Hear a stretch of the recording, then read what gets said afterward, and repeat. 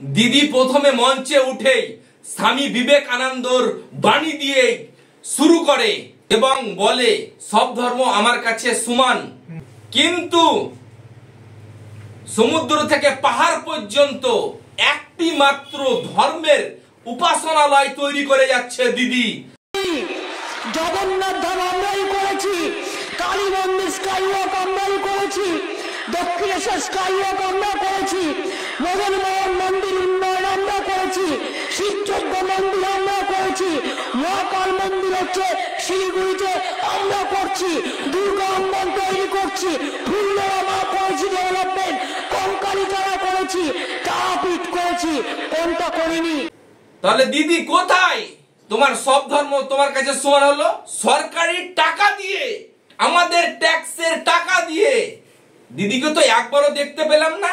একটা গির্জা ঘর, একটি গুরুদুয়ারার ফিতে কাটলো। ফিরহাদ হাকিম দিদিকে বলেন কেন দুমুখ নীতি? জনগণের ট্যাক্সের টাকা দিয়ে একটি মাত্র ধর্মের উপাসনালয় তৈরি করা হচ্ছে কেন?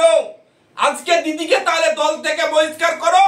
ফিরহাদ হাকিম, আকরুজ্জামান দুজনই তো আজকে সোশ্যাল মিডিয়ায় গলা ফাটিয়ে চিৎকার করে বললে যারা সাম্প্রদায়িক বীজ ছড়াচ্ছে তাদেরকে আমরা দলে রাখবো না। তাহলে দিদি কি করছে? এটা সাম্প্রদায়িক বীজ ছড়াচ্ছে না? তুমি আজকে দল থেকে বাদ দিয়ে দাও। তোমার নেতৃত্ব, তোমার সবচেয়ে তোমার এই যে লিডার, বড় হেড দিদি, দিদিকে বাদ দাও। ফিরহাদ হাকিম, তুমি জনগণকে বোকা পাওনি, জনগণ বুঝে গেছে তোমাদের রাজনীতির খেলাটা। জনগণ 2026-এ দেখিয়ে দিবে কিভাবে রাজনীতি করতে হয়। রাজনীতি করবে জনগণ। সব ধর্মের ট্যাক্সের টাকা নিয়ে একটি মাত্র ধর্মের উপাসনালয় তৈরি করা হচ্ছে কেন? ফিরহাদ হাকিম, দিদিকে প্রশ্নটা করো।